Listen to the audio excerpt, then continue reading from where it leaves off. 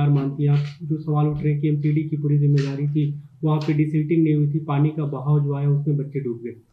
देखिए, कल एक बहुत ही दुखद घटना हुई। राजेंद्र नगर के एक कोचिंग सेंटर की बेसमेंट में पानी भर गया और कुछ बच्चे ट्रैप हो गए। जैसे ही मुझे इस घटनाक्रम का पता लगा, मैं मौके पर पहुंची। वहां पर देखा कि एनडीआरएफ की टीम जो है ऑलरेडी रेस्क्यू ऑपरेशन कर रही थी और ये सबसे दुख की बात है कि 3 बच्चों की मौत हो गई। और अब जैसे ही इस घटना के बाद अब मैंने कमिश्नर एमसीडी को एक लेटर लिखा है, जिसमें आप देख सकते हैं कि हमने 2 निर्देश मैंने दिए हैं। पहला, दिल्ली में जितने भी कोचिंग सेंटर्स हैं जो उन बिल्डिंग्स में चल रहा है जो एमसीडी के जुरिस्डिक्शन में आते हैं और बेसमेंट में बायलॉज के अगेंस्ट या नॉर्म्स के अगेंस्ट ऐसे कोचिंग सेंटर चल रहे हैं, उन पर सख्त से सख्त कार्रवाई हो, उन पर एक्शन लिया जाए। दूसरा, और अगर इस मामले में जो कल राजेंद्र नगर में हुआ, कोई भी एमसीडी अधिकारी अगर जिम्मेदार है तो उस पर भी सख्त कार्रवाई की जाए। मैं आपको बताना चाहती हूँ इस बिल्डिंग के बारे में। ये जो बिल्डिंग है, इसका जो कंप्लीशन सर्टिफिकेट 2021 में मिला था और साफ साफ यहाँ लिखा है कि बेसमेंट में पार्किंग यूज़ और स्टोरेज के लिए और कार लिफ्ट के लिए यूज़ होगा।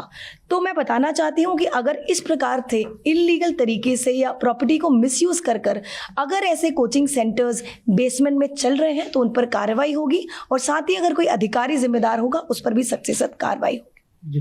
लेकिन जो सवाल उठ रहे हैं मैम कि एमसीडी की कार्यप्रणाली पे कि एमसीडी को एक तरह से प्रॉपर्टी टैक्स आप लोग लेते हैं, उसकी जिम्मे वहाँ पे जाकर जांच करना, उन्हें सर्टिफिकेट देना, जो एनओसी देना, सब एमसीडी की जिम्मेदारी है। साथ में जो हादसा हुआ, जो पानी वहाँ पे पहुंचा, उसकी भी जिम्मेदारी एमसीडी की बनती है। देखिए, बताया जा रहा था कि बिल्डिंग के आगे से कोई ड्रेन या कोई सीवर जो निकलता है वो एकदम से फट गया। मैं मौके पर पहुंची और वहाँ देखा कि आसपास की बिल्डिंग में पानी नहीं भरा और कुछ वो सीवर या ड्रेन टूटने से फ्लैश फ्लड की तरह जो है वो जो पानी है सारा बेसमेंट में भर गया और जिसके कारण बेसमेंट में पानी भरने से बच्चे ट्रैप हो गए। ठीक, अभी जो आपने बताया कि 2021 में इसे मतलब इसका कंप्लीशन सर्टिफिकेट दिया गया था, बीजेपी जो आरोप लगा रही है कि अभी की एमसीडी में, क्योंकि आप लोग के शासन में, आप उन पे आरोप लगा रही है कि उनके शासनकाल में हुआ, तो इस आरोप प्रत्यारोप में कहीं ना कहीं बच्चों की मौत हो रही है। देखिए, मुझे लगता है जब ऐसी दुखद घटना होती है तो हमें ब्लेम गेम नहीं करना चाहिए, ना आरोप और प्रत्यारोप करना चाहिए। हमें कार्रवाई करनी चाहिए, जो भी इसका जिम्मेदार है उस पर सख्त से सख्त एक्शन लेना चाहिए। और ऐसे कोचिंग सेंटर्स बेसमेंट में अगर इलीगल तरीके से वायलेट करके नॉर्म्स को, बायलॉज को वायलेट करके चल रहे हैं, उन पर एक्शन होना चाहिए। बीते दिनों में हमने देखा पटेल नगर में एक जो बच्चे की मौत हो गई, बिजली के जो मतलब पानी के कारण इलेक्ट्रोक्यूशन का हादसा हुआ, अभी 3 बच्चों की मौत हो गई। ऐसे लगातार हादसे हो रहे हैं। जो जल जमाव हो रहा है उससे निपटने की एमसीडी की क्या रणनीति है, क्योंकि अभी बारिश का सीजन है, बारिश होगी अभी ज़्यादा। देखिए, जिस प्रकार से इस बार बारिश हो रही है, 88 साल का रिकॉर्ड टूटा, आपने देखा।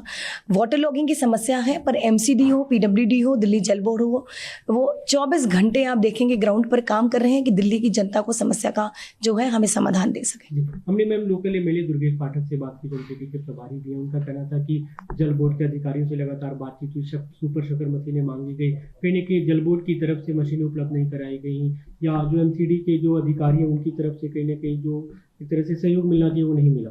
आपको लगता है कि ऐसा कुछ है? देखिए, कई बार किसी भी डिपार्टमेंट में रिसोर्सेज का अभाव हो सकता है। जैसे हमने मीटिंग ली थी पिछली बार, हमने उन मीटिंग्स में कहा था, जॉइंट मीटिंग में, कि हम रिसोर्सेज को पूल करके यूज़ करेंगे। दिल्ली जल बोर्ड हो, एमसीडी हो, पीडब्ल्यूडी हो, जिनके पास जो रिसोर्सेज नहीं है, मैन पावर की कमी है या गाड़ियों की कमी है, मशीन्स की कमी है, सुपर सकर्स की कमी है, तो हम रिसोर्सेज को शेयर कर वाटर लॉगिंग की समस्या का निजात दिलाएंगे। आगे क्या कुछ इस मामले में, जैसे आपने लेटर भी लिखा, कमिश्नर को आदेश दिया, मंत्री आतिशी ने सीएस को कल लिखा था, आपको लगता है कि आगे ऐसे हादसे न हो उसके लिए क्या कुछ किया जाना चाहिए? देखिए, हमने इस लेटर में साफ साफ निर्देश दिए कमिश्नर एमसीडी को कि जितने भी कोचिंग सेंटर्स ऐसे वायलेट करके बायलॉज को चल रहे हैं बेसमेंट में, उन पर कार्रवाई की जाए और सख्त से सख्त एक्शन लिया जाए। कब तक आपने जवाब मांगा है, कब तक? देखिए, अभी आज संडे का दिन है, मंडे कल इस पर कार्रवाई शुरू हो जाएगी और अगर कोई अधिकारी भी एमसीडी का जिम्मेदार होगा तो उस पर भी एक्शन लिया जाएगा। For exclusive and insightful videos, subscribe to our new channel ABP Live Premium.